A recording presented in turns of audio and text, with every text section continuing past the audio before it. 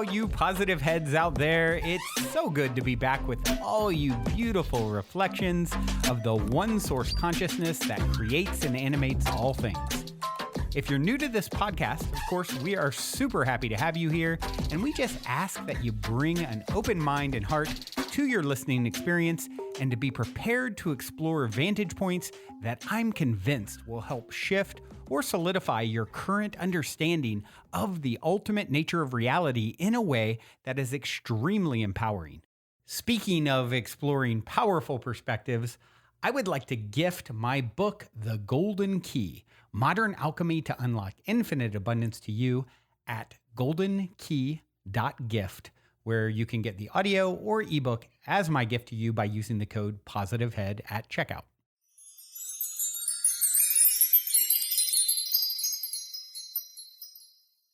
All right, all you positive heads. On this week's Soul Share episode, I'm very excited to have Ken Stone here with me on the show.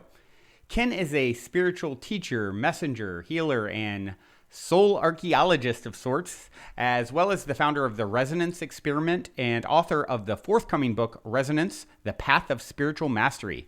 Hello, Ken. Welcome to the show, my friend. Wonderful to be with you, Brandon. Thanks for having me. I am very excited for this conversation, extra excited because leading up to it, a few weeks ago, I shared a story, actually looking here, it's episode 1723, of a potential familial reincarnation encounter. And it was, a story that's unfolded over many years and kind of culminated at Lightning in a Bottle Festival a few weeks back. And I was sharing this story with someone in detail, that I was spending some time with. And moments after I shared it, I basically got an email from your PR person who was looking to book you on the show.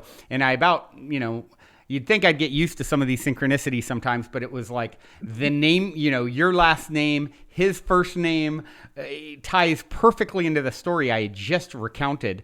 And I'm like, without even reading the email or what you do, I'm like, yes, 100%. I will book Ken on the show because it's just too synchronistic. And I'm not going to go into the whole story here. I share it in 1723, and maybe here at the end of this episode when we get to, I always ask my guests for a story of synchronicity, serendipity, positive paranormal story. So maybe I'll take my turn to share this story as well, because I don't think you've heard it in its entirety yet. And so, this is going to be, I know this is going to be an incredible episode just by virtue of, the synchronicity and timing of your PR person reaching out and how it ties into this other story. It's really wild. So excited to have you here, my friend. Oh, it's such an honor. I am sitting here with a huge grin on my face, trying not to laugh out loud too much at the glory of all the synchronicities.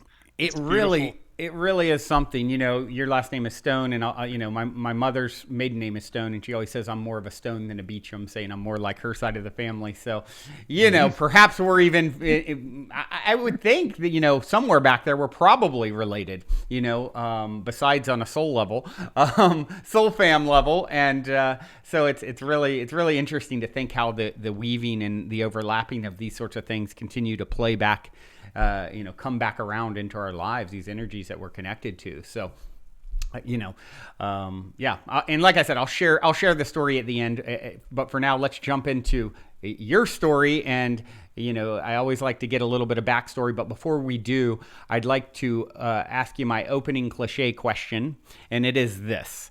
You're in an elevator. The woman next to you looks over, says, "What's your passion?" You have 10 floors to answer. What do you say? I tell her I love helping people experience the divine within and then embodying and integrating the experience of that presence and all of the extraordinary gifts that follow. And I'm especially passionate about supporting spiritual messengers in discovering and in expressing and embodying their gifts, their message, and their mission. Beautiful, beautiful. Well, definitely makes sense that you would be here today with that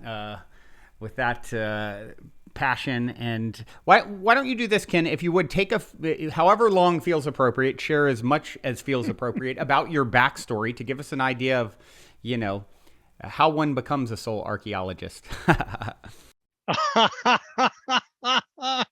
Well, I'll try to make this as succinct as possible. It's been a circuitous journey, as I suppose we all are in the process of taking, and how it's unfolding for each of us. I was raised Catholic, and I left the Catholic Church in my early adolescence because it seemed like there were an awful lot of rules about God. And there was something about that just didn't resonate with me. Right. And then there was sort of a big question in my life, which was, is there a God? And that really wasn't answered for me for a couple of years. It was actually the fall after I graduated from high school, and I went to junior high and high school in Boulder, Colorado. And the fall of 1988, one of my fellow classmates took me up in a private plane from the Boulder airport, and we flew along the peak-to-peak highway. And it was September, October, all the aspen were turning, flew up near Lungs Peak, and then turned around and flew back. And as I was looking down on all the aspen and all the leaves changing and just the beauty of the Continental Divide and all of that, it just flooded through me. There must be a God. There must be a God. Yeah. For all of this beauty, there's just no way there isn't a God. And then the next question popped in for me, which was, I want to experience God, and I want to experience God in my being. Yeah. And that question, that desire didn't get answered for a couple of decades, actually. And, probably the next part of my story, if you will, that makes sense for our conversation is late in the year, or maybe in the middle of 2006, I was at lunch with a buddy of mine, Scott Beasley, and we have lunch together. We're lunch pals. So we've been having lunch every couple of weeks for the last 20 or 25 years or something. And on this particular lunch, he said to me, "Hey, I've got this book I think you're really going to love. Dan Millman, Way of the Peaceful Warrior." Great book. And I went and got it. Great book. Had never heard of it before, didn't realize. I think at that point it was a movie, had no idea, just didn't know any of that. So I picked up the book, started reading it. And I had read, I studied philosophy in college. So, and obviously spirituality was interesting to me, but it was very much a private pursuit. So I'd read Buddhist philosophy and on and on and on. And the basic, or one of the primary premises in Buddhist philosophy, at least one of the takeaways that I was sort of focused on at the time, was meditating on death, holding your own death in your awareness. And I could not for the life of me figure out the value of that. It just didn't make any sense at all. Well, I'm reading Millman's book, and there's that, I think of it as a scene because that's how it played for me as I read it, where he's talking about watching his body decompose in the meadow, and then the seasons changing and time goes by. And it just clicked for me. There is the corporeal expression, and then here I am.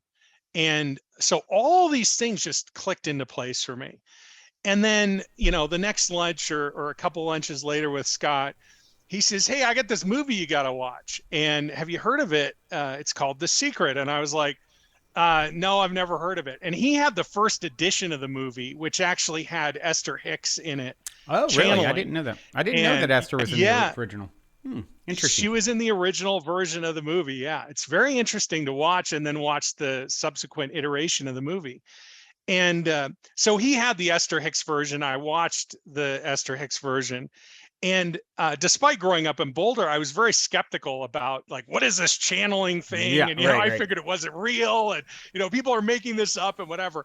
And so, I just thought, well, I'm going to do all this research. First of all, my takeaway from the movie is, aha, I can finally have the life that I want the way I want it to be. Right. Finally, I know how I'm going to do that. But by the way, I was making my living as a mortgage lender at the time. Just to be clear, right? So that was my setup. This is part of how one becomes a soul archaeologist, apparently. And and so I'm watching the movie. I figured it out. Here it is. And then I start doing research. And I end up going back to Charles Haanel's book, The Master Key System, which, if you're familiar with it, is a really profound book about learning to visualize. It's like a master class in visualization. And he actually wrote that book in the late 1800s. In its original form, it was a self-study course at the time. And so I'm reading it, and it's a pretty dense book, but I studied philosophy, so I'm totally into it. It's a little bit like reading Wittgenstein. You know, I'm reading this thing and I'm doing the practices, and spontaneously in the middle of doing these visualization exercises, I start asking this question that I don't even know where it came from. What is my purpose? So fast forward, speaking of synchronicities, fast forward to the fall of that year of 2007, and I learned to meditate for the first time in my life in August. And in my mortgage practice, my assistant starts calling me Zen Ken, because I go from a type A personality times 10 to apparently a more chilled out version of myself. And then in September, I just feel profoundly drawn to go attend this in-residence meditation retreat. And the organization that put on these two activities is called the Art of Living Foundation. Maybe you're familiar with them. And so I go off to Sedona, Arizona. Didn't know anything about the energetics of Sedona or any of that stuff. And we go to the retreat, and I'll try to make this version of the story a little more succinct. And the bottom line is, at the closing meditation, a guy writes on a piece of paper, "You should be working as a healer," as we're doing our closing meditation on the paper, because we're in silence. And I start sobbing uncontrollably, and I have no idea what the word healer means. Wow. So we come out of silence. He says to me, "You're going to discover you've done this in many prior lifetimes, and this is more natural than breathing for you." Wow. And I'm thinking, where's the nearest psych ward for you? Because that sounds bizarre to me, even as I'm sobbing, right? Yeah, right. And so then I hire him for an intuitive session 2 days after Christmas, a couple months later, because my life's falling apart at the time. And I'm trying to figure out, is my life going to work out? That's the answer I want to know. Yeah. And all he talks about in that guided session was healing this, healing that. And I come out of the session with 3 bits of guidance. You know what you're doing, go do it. You don't need to be trained. And like on January 1st, 2008, somebody I was with had a headache. And I said, like a really bad headache, a migraine. And I said, "Can I put my hands on your head?" And they were like, "Sure." I said, "Apparently I'm a healer. Let's see what happens." And my hands and feet started buzzing. The headache went away. And in that experience, I started crying again, because at least from my perspective, what I was having an experience of as I was sharing this gift was of divinity, of God within my being, in my hands and feet buzzing. And so, I mean, there's all sorts of stuff I can share after that, but that was really the sort of the foundation of this transformation in my life. A couple years later, I left mortgage lending behind. And about 6 months after that, I surrendered my entire life to divinity. And actually, I believe this podcast is going live on the 11th anniversary of when I surrendered, which was on January, not January either, June 30th, 2011. Wow. A day I will remember, Brandon, because I scheduled it. So anyway, that's how I made my transition from, growing up Catholic to mortgage lender, and then this. Wow. I love that we're the 11-year anniversary celebration. That's incredible. Yeah. I didn't realize that. And yeah, exactly right. It's kind of fun. It makes me instantly what comes to mind, my life path number is 11. I don't know if you know what yours is, but it's... I don't. Yeah, I bet it wouldn't surprise me. It's sort of like the spiritual teacher kind of, archetype, I guess you would say. So, very, very interesting. Be cool to look up. Wow, what a journey. And, I'm really curious. You talked about, one, let me back up a little bit. I love the fact that you,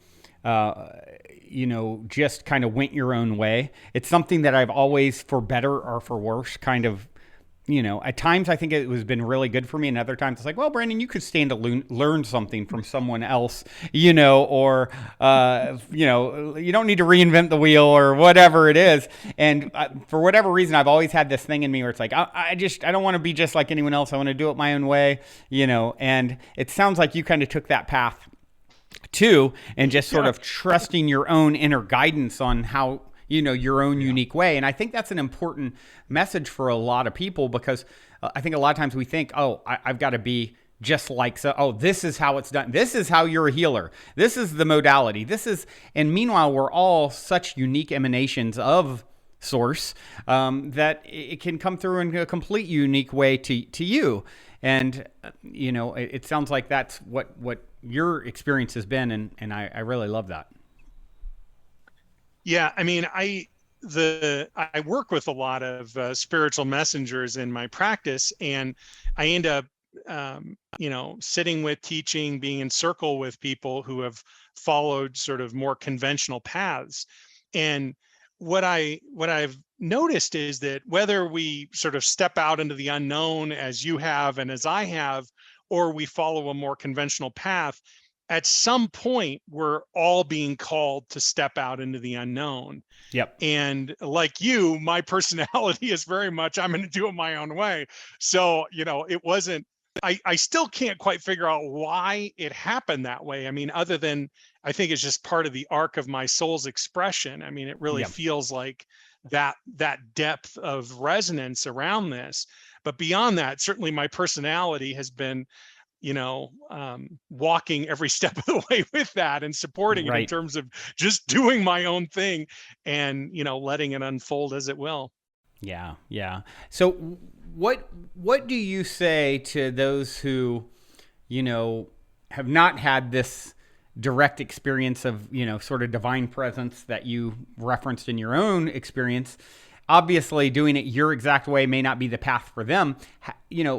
As a teacher, how do you sort of guide people to sort of lead the horse to water, if you will, to find their own unique way of tapping into that divine presence?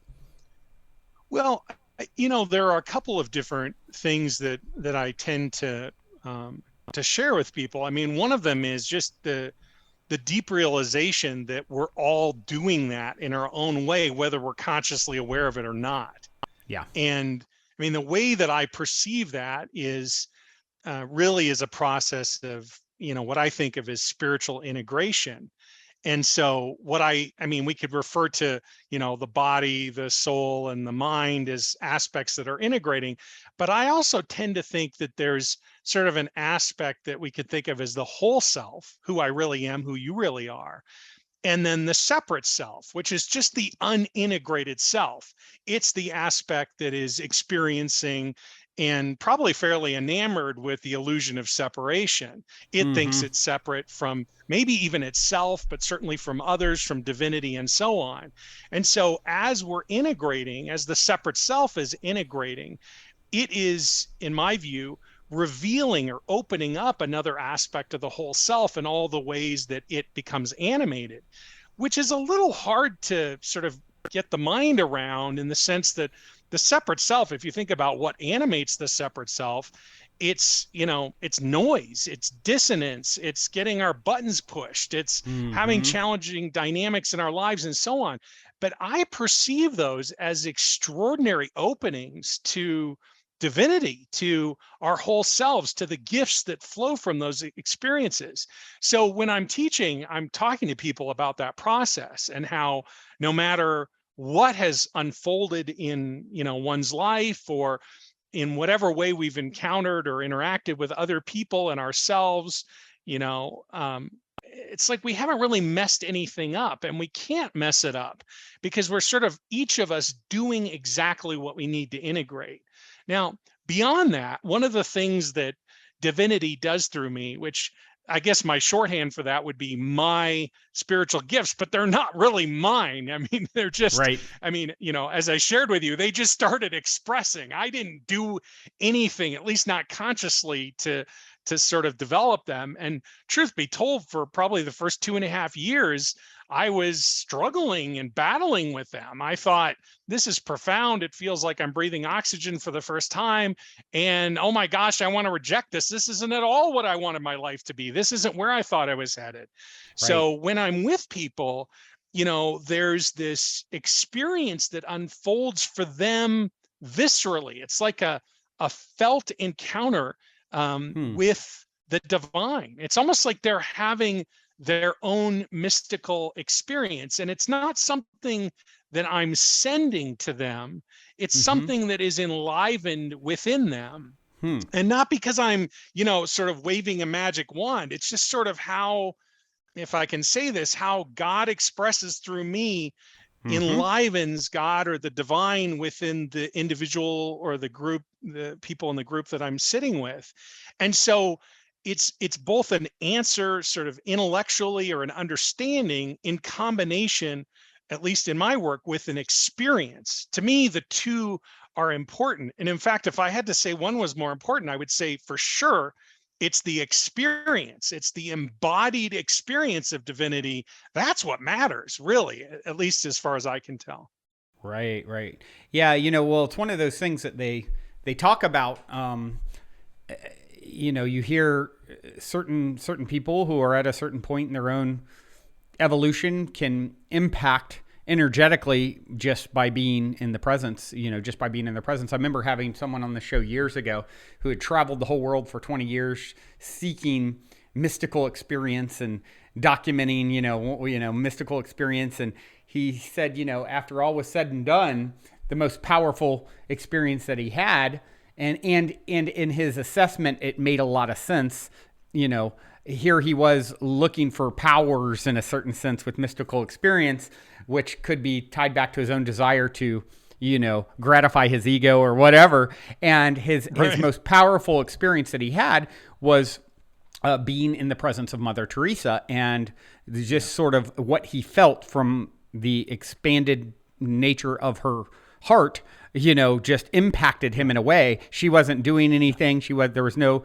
you know, mystical trick, levitation, manifestation of a feather in her hands or any of that. It was strictly her being that impacted him the most. And so I thought that was a really interesting takeaway from that episode. And so, you know, that comes to mind when, you know, I hear what you're saying. It's like, you know, wherever you are in your own soul's journey is, and you're probably designed as a, you know, as a weapon of love in a certain, like, we're going to send in Ken and it's going to shift whoever is in the room, you know?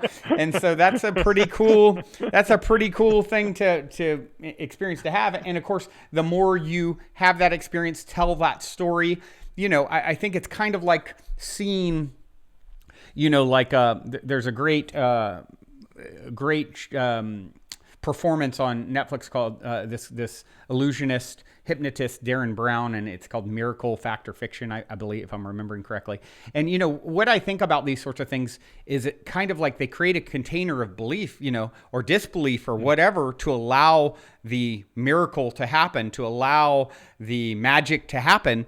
And it's sort of like, you know, the more you tell the story, this is who and what I am and the impact I have. And those of us listening are like, It's like we've literally bought in to the story around what the impact that King can have, which then opens up the container for it to actually, you know, take place. Would you agree with? You know, it's so interesting. Well, here's the thing that's interesting about this. I mean, what you're saying makes sense and resonates with me on one level. And on another level, I just want to share a few experiences and maybe just a footnote to begin. To me, what you're reflecting about Mother Teresa is what I refer to as an embodied messenger. And by the way, I think we're all embodied messengers, right? So in our fully integrated expression, that's who every single human being is an embodied messenger. But here's the key from my perspective and my language. An embodied messenger is one who shares God's expression in them, as them, through them, merely by their presence. And if you were to summarize everything associated with my work, that's what it's all about. It's about supporting people being embodied messengers. So when you're talking about this, I mean, of course, no surprise, right? We have all these synchronicities in our conversation, in the alignment to be able to have the conversation. No surprise, what you're talking about, at least for me, is foundational to the experience of being a human being. So in terms of the container, I like what you're saying makes sense to me, right? It's like we open to things that are related to belief, and belief supports that. But at least in my embodied experience, I have experiences all the time, and I've been having them since I first was told I was a healer, that completely defy anything that I believe or think is possible. They have absolutely nothing to do with belief, including being this, right? Showing up this way. This is not a function of a belief. It isn't a function of something I wanted. In fact, I didn't want it for a long time. I thought, wait a second, I'm a mortgage lender. I'm doing financial strategy work. This is my purpose. It doesn't have anything to do with God and healing and all the rest of it. This is one of those topics you never talk to about people. I'm going to make my life this. What? Right? I mean, that doesn't make any sense. So, and I'll just share, there's a really funny session, just anonymous. I won't say who it was. I mean, it's just a random person, right? But who was referred to me, who had just a whole host of, this was early on, who had a whole host of things that they needed and wanted healing support with. And so here's the beginning of the conversation. I'm paraphrasing. She says, oh, what are we going to do? And I say, I have no idea. And she instantly is agitated. What do you mean you have no idea? I'm like, I really have no idea. Well, why can't you describe this? Because I can't. There's nothing I can say about this. This is brand new. I have no clue what's happening here. And she's like, okay, well, whatever. Let's just get started. I say, okay. And I ask her, can you feel the energy moving? Because my hands are starting to buzz. And by that point, I knew that or at least I thought I knew that when my hands buzz, there's something unfolding or integrating at the level of the physical body. And I believed that it was like, I had this suspicion that when my hands would buzz, that meant that like pain was going away in the person I was working with, or some healing was happening physically or whatever. This was just the sign that was going on in my body. And she gets livid. I don't feel anything in my body. I've never felt anything in my body. Quit talking about that. And I was like, okay, it's fine. I won't say anything. And then I asked her some other question, and she's like, I don't even know if what you do is real. I don't know if I believe in this. And I was like, join the party. I don't know if it's real either. so I mean, I didn't. I had no clue, right? This was early on when somebody for you? was like, this is early on. Yeah. And so then I get this intuitive message that I'm supposed to blow her chakras out. And I have no idea what that means. Right. Wow. So I'm like, okay, God, what do you mean blow the chakras out? And I see like breath coming out, like the icon, like an animated, whatever, like a cartoon almost, in front of my intuitive screen of like breath going out of lips and blowing the chakras out. And like up to that point, when I looked at her chakras, I was like, it's like they've got cement all over them or something. I mean, this was maybe the first experience I'd ever had with chakras. Truly. Never studied them, never did any study, didn't do any. Still to this day, like I just told the retreatants this past weekend in Tucson, Arizona, I'm like, I don't even know what the traditional colors are for the chakras or what the names are. It doesn't matter to me. I can tell when they're in resonance. I know what it feels like. It's all good. So anyway, so I say to her, I'm going to blow your chakras out. And she's like, what? I'm like, okay, listen, just if it's okay with you, I can mute the phone or whatever. So you don't, but I'm literally going to be blowing. Oh, and by the way, this wasn't in person. She's in some other part of the state of Colorado. I'm just on the phone. And so she's like, okay, whatever. Like, here we go with your demonstration of whatever. And I'm thinking, I'm feeling stupid because I'm thinking, why, God, are you making me blow these chakras out? This is so dumb. But okay, fine. So I start blowing, and I start at the first. And I think maybe we all, but if you don't, the first chakra is at the perineum, right? So it's at the root of the body. And so she started at the torso, root of the torso. And so I'm blowing and she starts giggling. And I'm like, why are you giggling? And she goes, because you're tickling my bottom.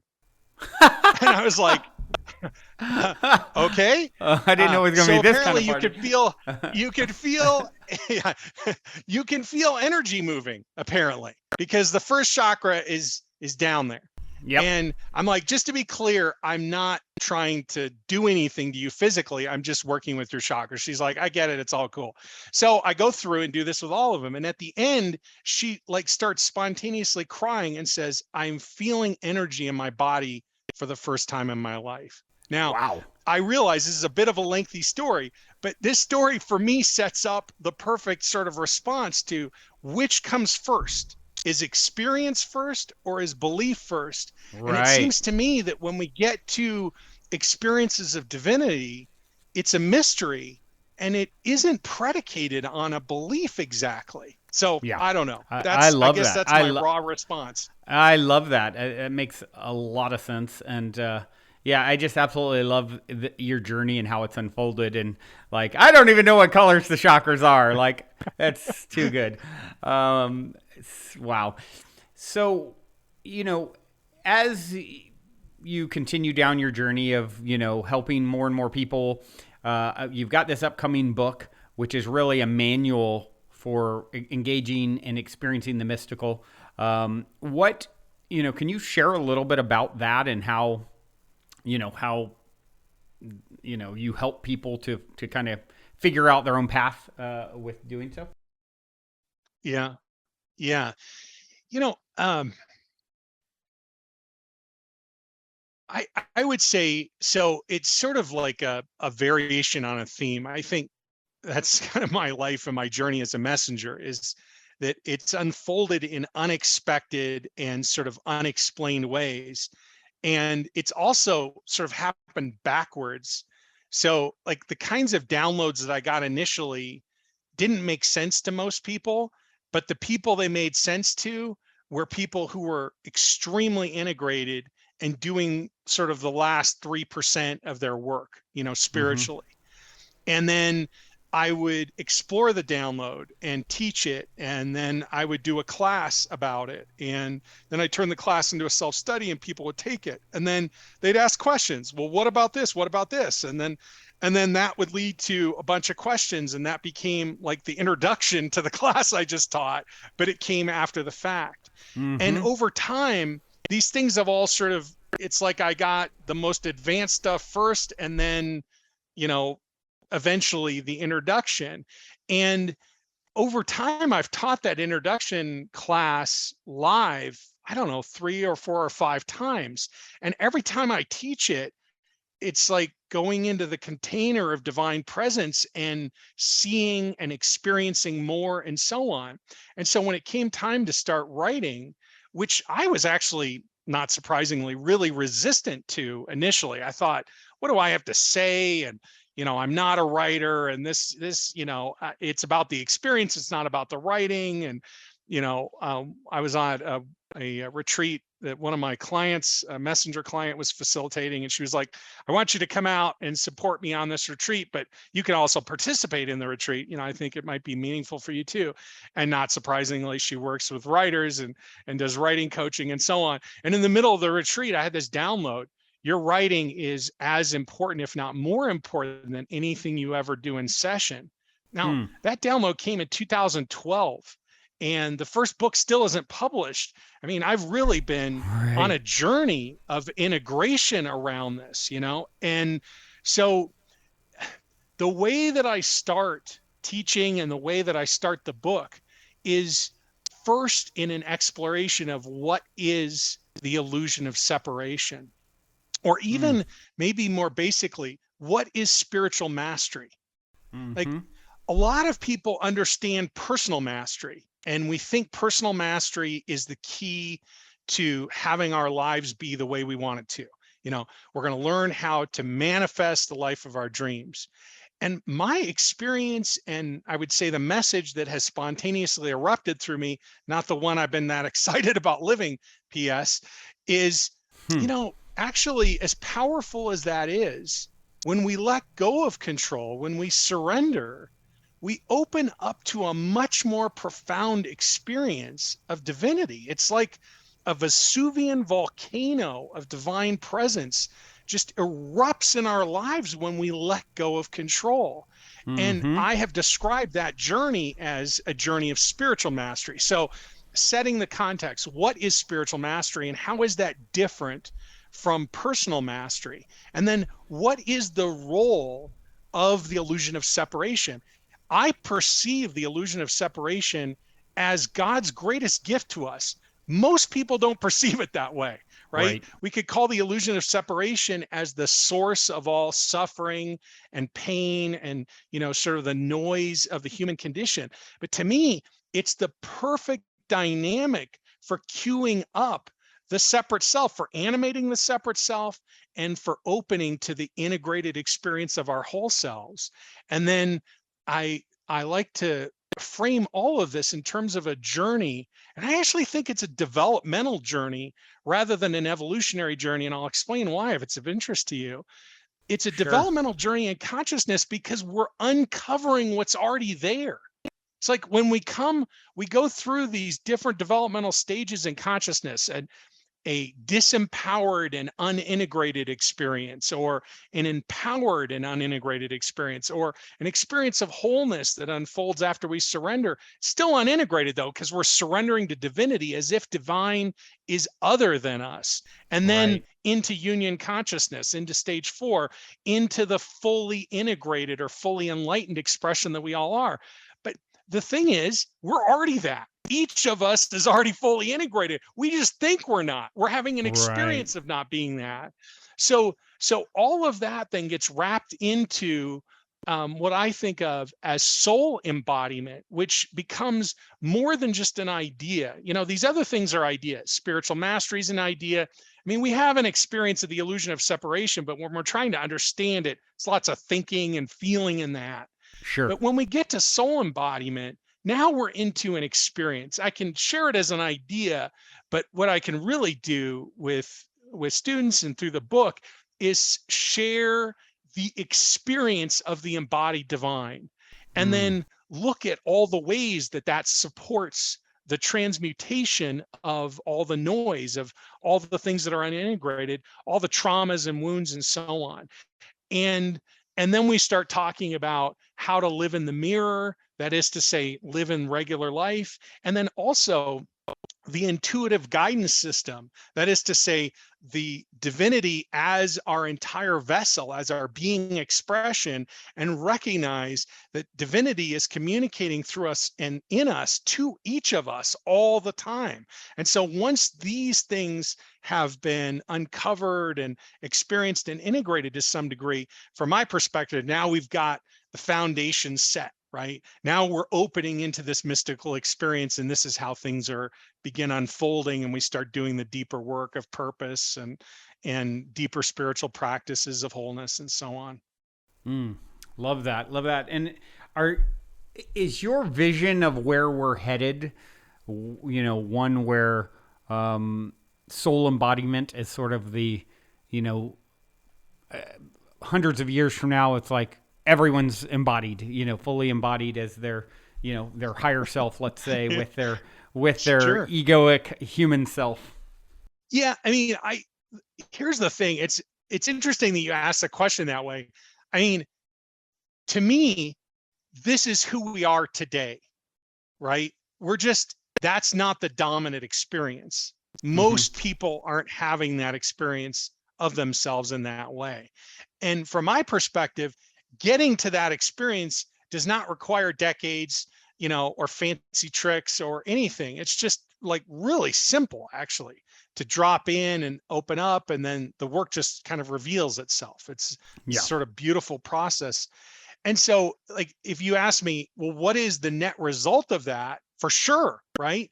At some point in the future, it seems to me that the dominant experience that we can be having both individually and collectively is of what is actually real, of ourselves and everyone and everything as an entirely undistorted expression and extension of the divine, but not as an idea, not as a thinking idea or a projection of an idea, as an embodied experience. Like if you think about what I mean by embodied experience, it's a different kind of knowledge. Maybe just think of it as embodied knowledge. Like, think of like the first time you fell in love, or maybe right before that. Maybe you were like reading books about falling in love or talking to friends, and they were saying, here's what it's like when you fall in love. And like you're having these different kinds of intellectual knowledge. Wittgenstein actually, he called it a priori and a posteriori. He differentiated knowledge into those two things. In other words, ideas sort of born of logic and ideas born of experience. But to me, there's a third category, which is embodied knowledge. And we all had it the first time we fell in love because we had the experience of falling in love, which is totally different than what everyone says it's going to be. And it unfolds from the interior of your being. That's what I mean when I talk about the embodied divine. And yes, I think that is, I think it's available to each of us individually now. And I think collectively it's opening up on a deeper and more profound level all the time. Right. And that really speaks to, I guess a big part of that is it's really realizing our full potential and moving beyond the limitations of, not being embodied. Before we continue on with today's episode, I'd like to take a quick moment to tell you about our sponsor, Athletic Greens. I recently went to a naturopathic doctor who did some testing and determined I was having issues with gut health. So when I had the opportunity to start taking Athletic Greens, I jumped at the chance.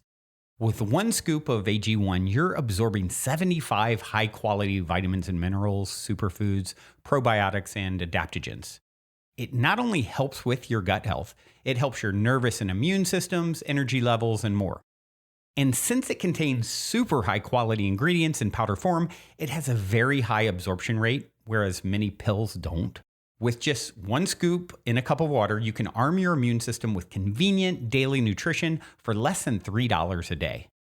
And to make it easy, Athletic Greens is going to give Positive Head listeners a free 1-year supply of immune-supporting vitamin D, which many people are quite low in, as well as 5 free travel packs with your first purchase. All you have to do is visit athleticgreens.com/positivehead. Again, head over to athleticgreens.com/positivehead to take ownership over your health today.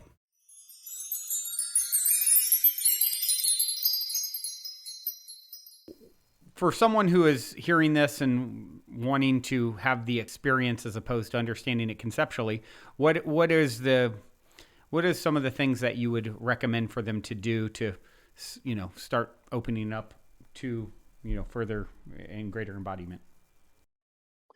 Well, Brandon, we didn't even talk about this, but I'm happy to actually do an embodiment exercise right here in the podcast if you want. I love that. The one thing I will say is that before we do this, if you want to, I'd love to do this. But if we're going to do this, I just want to offer this, and I really mean this very genuinely.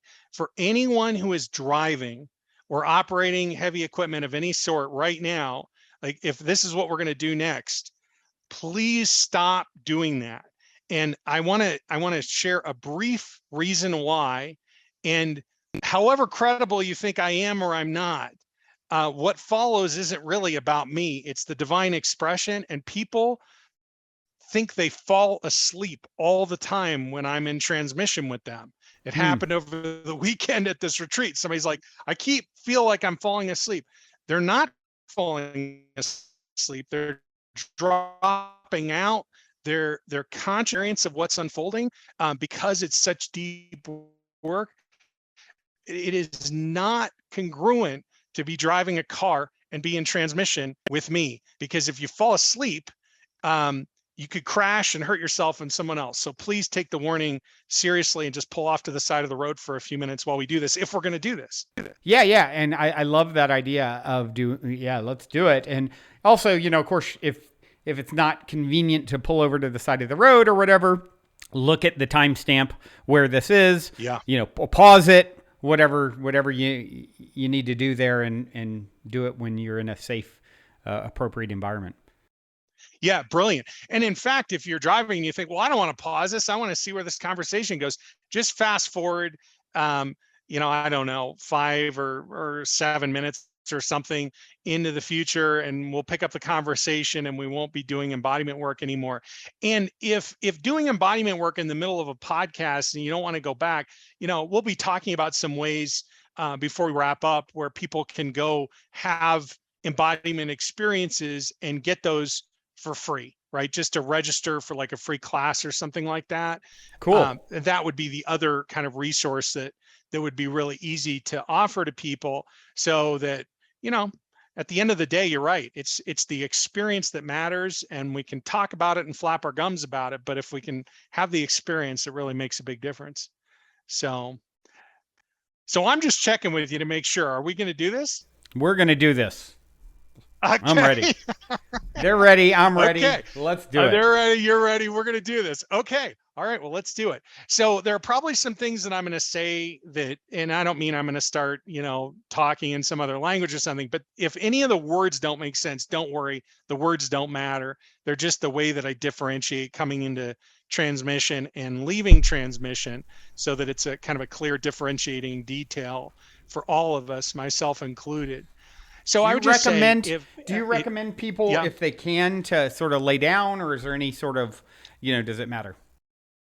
Yeah, no, absolutely. Get into a comfortable position is the key, I would say, for sure. Get into a comfortable position. Lay down if that feels good to you, or sit in a position that's comfortable to you. And if it's comfortable, close your eyes. Palms to the sky is a wonderful receiving posture if that's easy, if that's comfortable. I tend to say, and I really think this is true, the divine is in us no matter how we hold our bodies. So why not be comfortable when we're going to have an experience of divinity? The other thing, if it's comfortable, is to start breathing in and out through the nostrils. That's another thing that can be very powerful. And then beyond that, eyes closed, breathing in and out through the nostrils, palms to the sky. Let's just do a little bit of breathing as we open to the experience. And we could breathe in to the count of 2. Hold to the count of 4.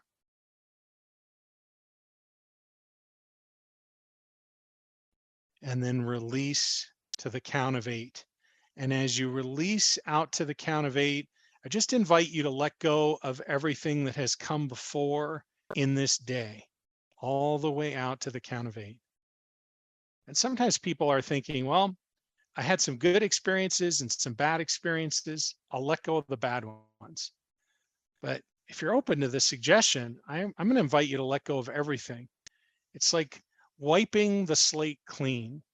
And then as you breathe in and come into the experience here in just a moment, it's a brand new experience. The whiteboard is empty. Divinity gets to animate however, in whatever way is most supportive of your journey and your next step in your spiritual journey. Another deep breath in, hold,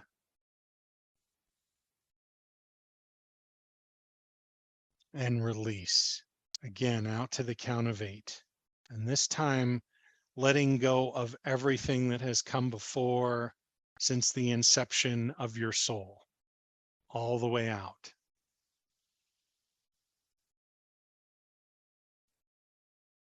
And if the tempo that I'm breathing at is too slow or too fast, you just breathe however you're breathing. You can't mess this up. Just be with the experience as it's unfolding for you. And whatever it is perfect.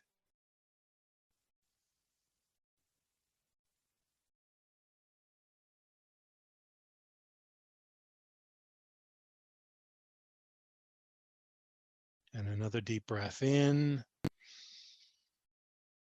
hold,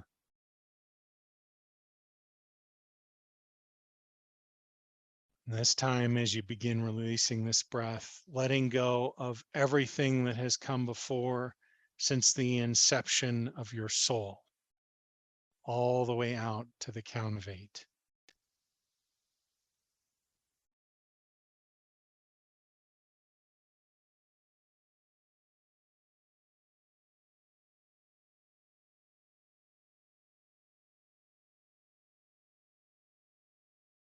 For whatever remains in separation, I invite you to remove the universal plug. I'll do the same. Let's begin.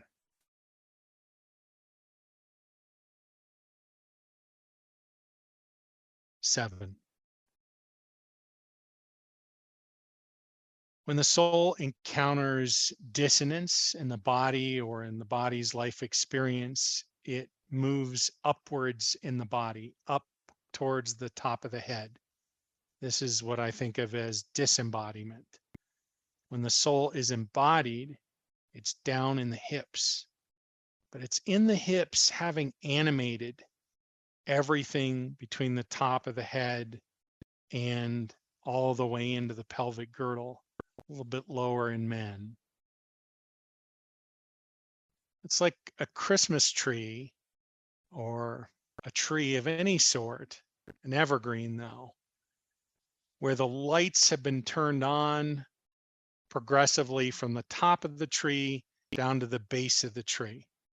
And once the soul is down in the hips, all of a sudden the tree lights up 1,000,000,000 times brighter. It's infinitely brighter in the embodied posture. The soul wants to come home. Its natural place is to come home all the way into the hips. And it can seem a paradox because the soul is infinite. In my view, the soul is the individuated expression of divinity as you. In some traditions, the soul is a collective. So as with anything, just substitute whatever name resonates for you. And as the soul descends, it animates everything. It enlivens everything, the whole and the separate. And as the separate gets enlivened, it's up in the queue to be transmuted. So the invitation, the opportunity with soul embodiment is to feel whatever comes up. 6, which is another reason why we're descending, or your soul is descending from the top of the head down into the hips. I'm just using the traditional chakras as a reference point, but you don't need to hold any intention or direct energy in any way, not at all. In fact, doing so may well diminish the experience. If you're up for it, just set aside all the focus, however well-meaning, and open up to the experience of the mystery of the divine as you. 5. Sometimes with soul embodiment, it can feel like the body is getting heavy, very heavy even in some cases. And typically that can be associated with something negative. But in soul embodiment, this is a very positive sign. And if that's not happening for you, no worries at all. In fact, whatever's unfolding is very, very powerful. Even if it feels noisy, even if it's some dissonance being enlivened. 4. As the dissonance gets enlivened, if you allow yourself to feel and express it, it will be transmuted. It's a form of divine alchemy, the embodied soul and you feeling whatever comes up. The key is to not become identified with it. And how do you know the difference? The feeling is raw, emotion, discomfort in the body. If we become identified with it, now there's a story. Oh, this always happens when. This is part of blah, blah, blah, whatever. Stay away from the story if you can, and just be in the experience and the feeling. 3.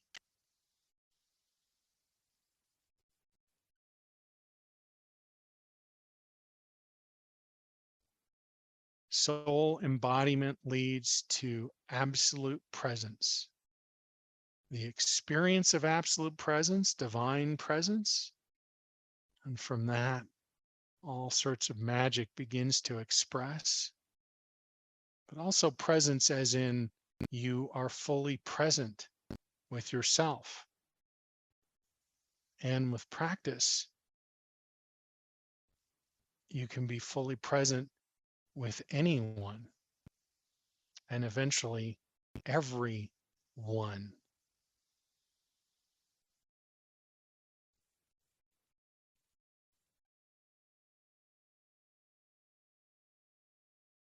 If you're holding on, trying to pay attention to what I'm saying, but it's starting to sound like noise or drumming or a cartoon, Charlie Brown, wah, wah, wah, just let go of the words. The experience is not coming through the language.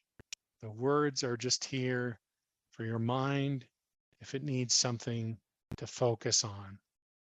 They're not incongruent, they're entirely congruent. The transmission is under the words. What is enlivening and all of that in you was already in you. One.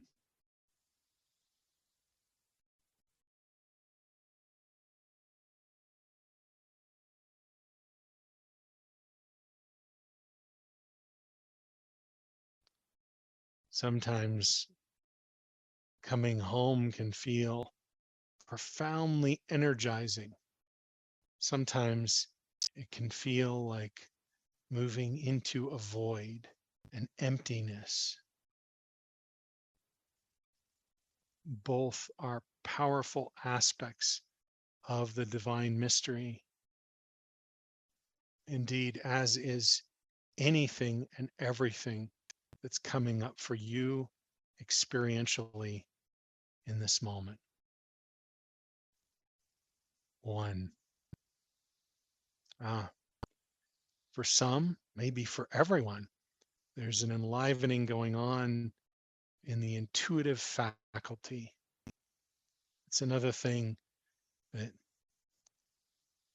I've noticed. When the soul comes home, there's an enlivening in all of the 7 primary chakras, but there's an incredible relationship between the second and the sixth.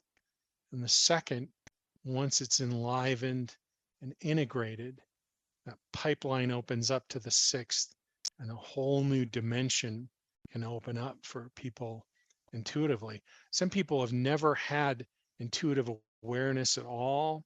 Boom, all of a sudden that can open up. And for people who have had intuitive awareness, their intuitive faculty appears to deepen and expand. To think about this is, although the experience might be, I am now embodied, or I am embodying, or this is expanding. Another way to think of it, and I think perhaps a more accurate way, at least from the perspective of wholeness, is we are opening to the experience of who we really are. This is always available to us. It's always true. The only question is, to what degree is the unintegrated dominating, or to what degree is the integrated and whole dominating on an experiential level? And of course, the answer to that influences, or the experience of that influences, the lens of consciousness through which we perceive ourselves, our lives, everyone, and everything.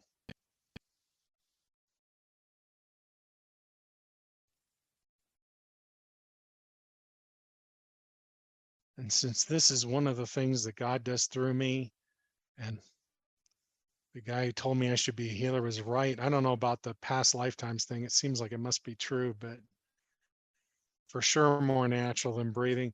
I could hang out in this space all day. And in fact, I do. This is my work. This is where I hang out. And I'd love to hang out here with you, Brandon, and your entire community as long as you'd like.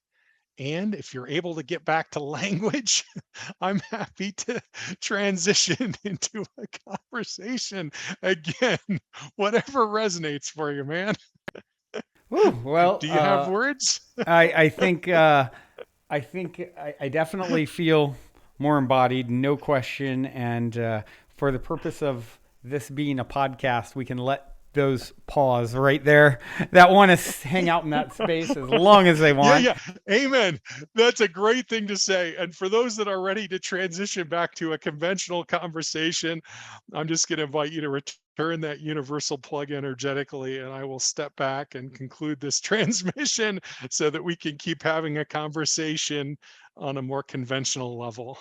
Yeah, beautiful, Thank you beautiful. for the opportunity Yeah, to thank you share for that. thank you for that. And any of you who care to share, your experiences, please let us know. I know Ken would love to hear, and I would as well. So you can email through actually the website, maybe the easiest way, positivehead.com, and or reach out to Ken, which we'll hear in a moment. You can tell people how to connect with you. And but yeah, that was simple but profound, and that's really something that I realize more and more with all of this sort of stuff. It's like we get so in our heads that it's got to be some elaborate experience, and you think of the what comes to mind is seeing the traditional idea of how a witch makes her spell. Okay, I need 3 drops of the rare crow's toenail combined with and it's really like it's not that complex, and can more complex is not necessarily better, right?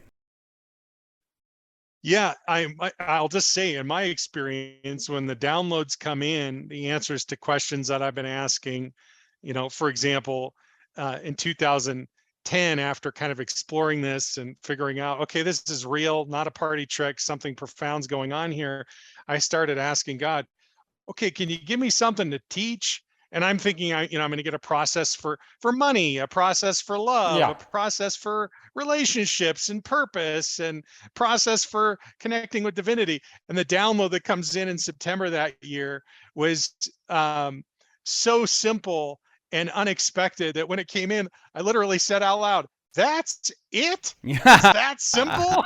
That's funny. I was so disappointed. My separate self wanted a big, complicated thing, and it was just this very simple download. Here it is. One I like process that. for everything. I Yeah. like that. I like that. That's funny. Well, as we sort of start to wind down here, I would love to hear from you.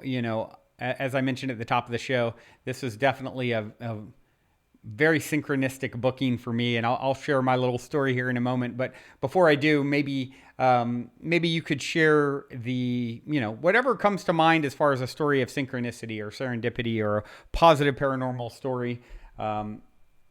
Me and all the listeners are suckers for a good story time, and so just wondering if you have something fun up your sleeve. Well, I think the to me, the easiest and funnest and funniest story that I can share is what happened when I went to the retreat at the beginning of the retreat in the fall of 2007. So I didn't know any detail about the retreat, but it turns out the retreat was a yoga retreat, and I'd never done yoga in my life. I had never done that at all. And my assistant in my mortgage practice said, "Ken, do you know you're going to be doing yoga for 5 days?" And I said, "No." And You're then like, she said, what's "You're that? supposed to be in silence for 5 days." And I was like, "Silence for an hour, much less 5 days? No." And Yeah, then that's she funny. said, "And you're not going to eat meat for 5 days." And I was like, "No." That's funny. So fast forward, I'm at the site. It's a yoga studio in Sedona, and there are about 120 people in the room, and people have flown in from all over the world to be with the gentleman who is going to be leading this retreat. And he was the same person who taught me to meditate. In The Art of Living, he's referred to by his position as a rishi, and his title of love is Rishiji. So Rishiji comes into the room in his robe and his beautiful beard and his presence and his beautiful smile, and the entire room goes silent. And right when he walked in, what was going through my mind was, if I just get down on my hands and knees, I can crawl out of here. I don't belong. I don't belong. I don't belong. And Rishi walked in, and I thought, well, I'm just going to see what he says. So I stayed standing in the back of the room, and he walks in and he looks over to his, from the stage perspective, the right side of the room. And he said nothing at this point, nothing when he walked in. Everyone's just completely silent. And he's looking at people, locking eyes, beautiful presence, radiant smile. And he looks at me, and the first words out of his mouth were, well, hello, Ken. I'm so glad you're here. And I went, I guess I can't leave now. That's hilarious. I guess I'm supposed to be here. And so that's For hilarious. me, that story is, even when you think you don't belong, you belong, and you'll get just the perfect little nudge along the way. And some of the nudges that followed included Lynn saying to me, you should be working as a healer at that event. So clearly I was meant to be there to open up to a deeper understanding of my purpose, the answer to the question I'd been asking for 6 months spontaneously, what is my purpose? So yeah, you start asking questions and the answers come, and the synchronicities just boom, boom, boom.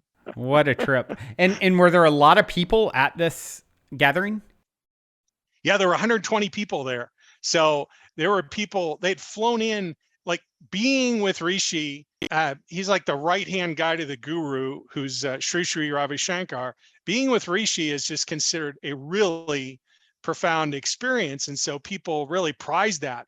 I had felt called to that event, but my lesson at that point in my life, or the lesson I was really working on embodying, was when I feel resistance and fear, I'm going to do the thing I'm afraid of. So I both felt called to this event, but I was also terrified to go. And so I took that as a clear sign, I need to go. I'm going to go do this thing. I'm going to go face this fear.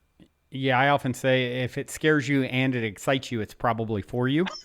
And so that comes to mind. And so he literally is looking around the room and he calls you out by name. I mean, you had no idea he even knew your name, right? Well, here's the thing. I knew he knew my name, like a month and a half ago in Boulder when I learned to meditate with him. But how many thousands of people had he met in the interim? And I was thinking, there's no way he knows I'm here. How would he know I'm here? And he certainly doesn't know my name. I don't belong. I don't belong. And then the only words he said before he opened the event were to me. He didn't greet anyone else. It was just like, wow. Dang. Is your perception that he was sort of intuiting your discomfort and that you were ready to leave? My perception now is that when with people that are incredibly integrated, you get exactly what you need, whether they are consciously aware of it or not. Often they are consciously aware. So for sure, my interpretation now is that there was, fireworks going on over my head or whatever he saw. And he went, okay, we're going to settle that down. There's Ken. Boom. I'm going to say these words to Ken to make sure he knows this is part of your soul's path, brother. Stay with this. Stay with this. And I think we all do that for each other. I think, sometimes we're consciously aware of it and sometimes we're not consciously aware of it.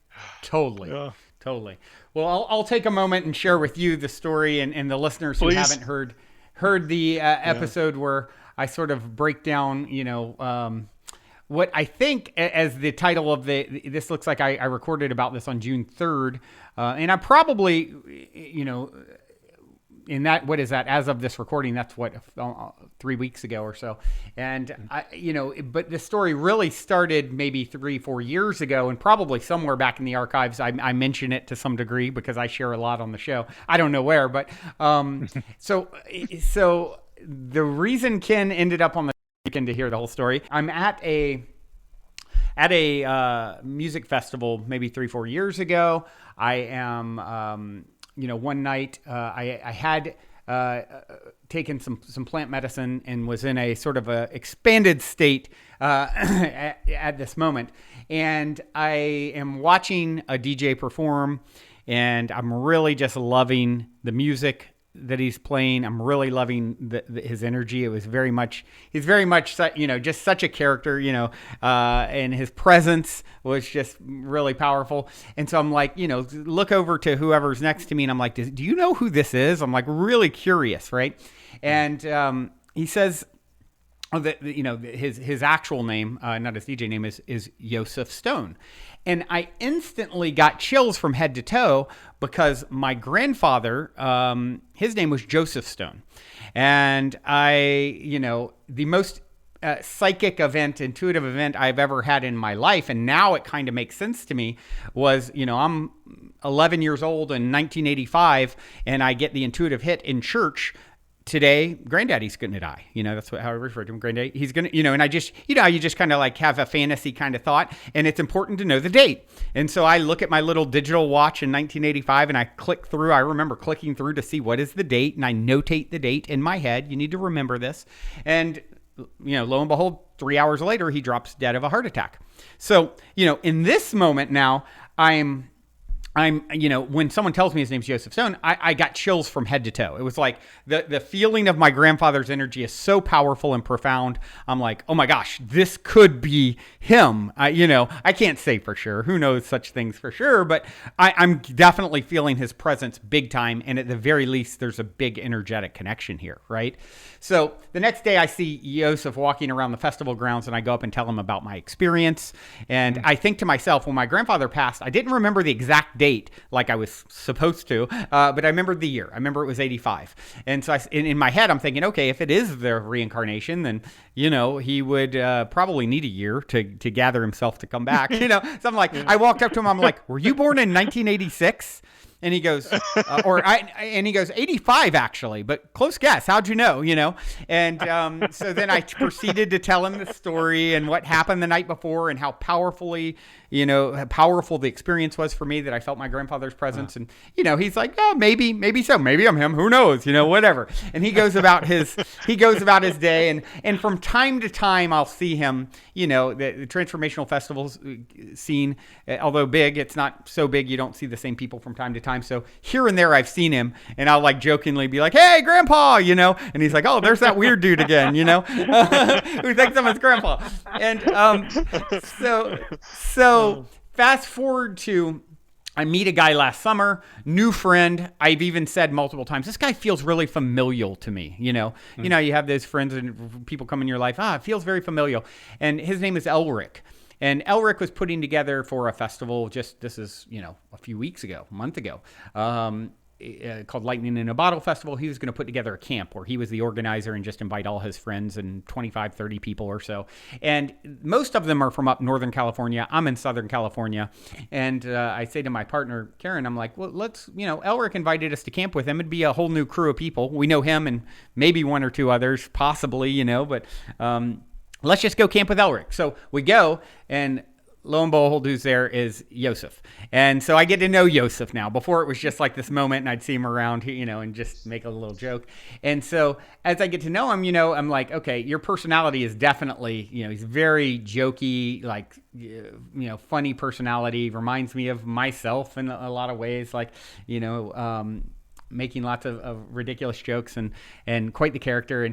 And so as I get to know him a little bit more, I'm like, and then we talk about it again. I bring it up and I'm like, oh, I just realized something, that we were brought together because of Elric. He's the one who put this camp together. And it just occurred to me, my Joseph Stone, my grandfather, had, one of his sons was named Rick Stone, who was like my hero growing up. It was like my, he's my entrepreneurial cool uncle, my mom's brother. And I'm like, so it's kind of it's another little synchronicity that Elric brought us together, and Rick Stone is like my, my hero growing up. He goes, and Joseph looks at me and goes, Rick Stone, that's my dad. That's my best friend. And I'm like, whoa, okay. So, not the same Rick Stone, obviously, but, Right, so then I'm like, okay, dude, where are you from? Where were you born and raised? Nashville, Tennessee. I went to college in Nashville, Tennessee. One of my best friends, and definitely someone that I reference in my book, just bought a home in Nashville, Tennessee. He's never even, been there, like had any experience there. He's from Southern California, and it's like, so that's a big, my band formed in Nashville, and then we moved to California, and that's how I ended up here today. And so I'm like, wow, okay, I need to figure out. And I was like, then I was like, when is your birthday? May 10th, 1985. And that turns out to be my girlfriend's sister's birthday as well. And I'm like, okay, I need to find out when my grandfather died, because I remember the year, but not the, if it's before, that's more interesting than if he died after you came in. Called Mom on the way home. He died on March 10th, 1985, 2 months to the day before Joseph was born. So I'm telling this whole story to my friend. I'm in I'm at a convention in Austin, hanging out with my friend Michael, and I'm like, dude, I just got back from Lightning Bottle Festival. This this guy could be the reincarnation of my grandfather. I don't know. I've heard about this thing. I remember Sylvia Brown reading a book from her famous psychic years ago, talking about how she believed her granddaughter was her grandmother, and how a lot of times we would reincarnate in the same family lines, and they'll come back into your life and things, and so I was like, obviously I can't say such things for sure, but wow, there's some pretty interesting evidence that continues to stack. So I give the whole story about this length, right? I share the whole story this way, and literally within 3 minutes of being done with the story, sharing it with my friend Michael right after it had happened, I checked my email on my phone, and the subject of the email is Ken W. Stone to speak on the Positive Head podcast. And the sender is Joseph, your PR person, spelled Joseph. So Joseph is Yosef. My grandfather was Joseph. So here's a combination of their two names. Sends me an email to book Ken Stone on the Positive Head podcast. And I'm like, Michael, see what I mean? Like, here's the email I just received moments ago. And I didn't even read the email. I just responded, yes, I'm in, It's the first time I've ever booked someone without looking into, what they do exactly. And so I'm really glad I did, Ken. It's like, what a crazy, wild story, huh? Crazy wild story, crazy wild life, beautiful synchronicities opening up everywhere, reconnecting with all the right people we're meant to reconnect with. It's just so incredible to sit with you and your community. What a treat. Yeah, this has been amazing. I so appreciate you taking us on that little trip to deeper embodiment. And this has been so good. I know, of course, listeners are going to want to get your book and connect with you. And we talked about you possibly offering a little something for the listeners. Do you want to tell them about that and how they can connect with you? Yeah. There's a class called that I taught. So it's in a self-study dynamic at this point. But I'd like to gift it, and it's called Exploring Divine Resonance. And just a quick footnote, to me, the word resonance is the kind of unifying theme of my life. I mean, my life has had different chapters. We've only talked about maybe one or possibly two in our conversation here. But at one point some years ago, I looked at my whole life and I went, it's all about resonance. And the beauty of the word resonance is that it means whatever it means to you, right? It has a particular meaning that's unique for you. And so from my perspective, that resonance, the sustaining experience of that comes through the divine. So the class, Exploring Divine Resonance.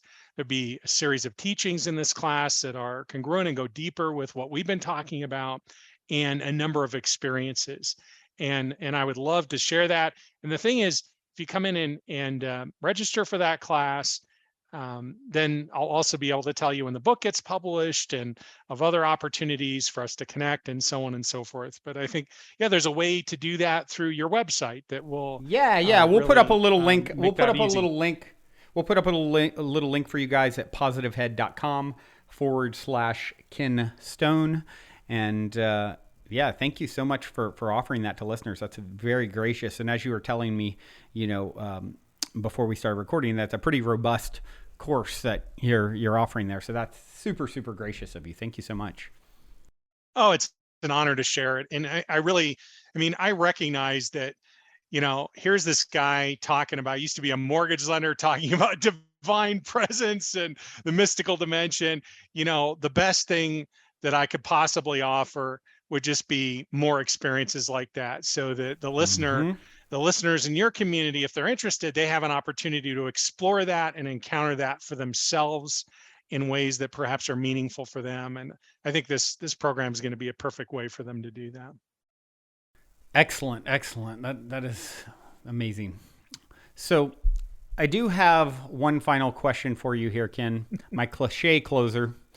In 60 seconds or less, what is the meaning of life, according to Ken Stone? The meaning of life, as I perceive it, is to integrate, to come to the experience of who we really are as undistorted extensions and expressions of the divine, by whatever name. Love that. So poetically said. And all of you out there, thank you so much for tuning your beautiful brainwaves and incredible hearts into another episode of the podcast. Until next time, journey well. Also, before we sign off, I wanted to remind you to download the Golden Key audio or ebook as my free gift to you at goldenkey.gift using the Golden Key code POSITIVEHEAD. And please, if you enjoy my gift, leave a positive review on Amazon so others can find the book and unlock their lives with the help of the Golden Key as well.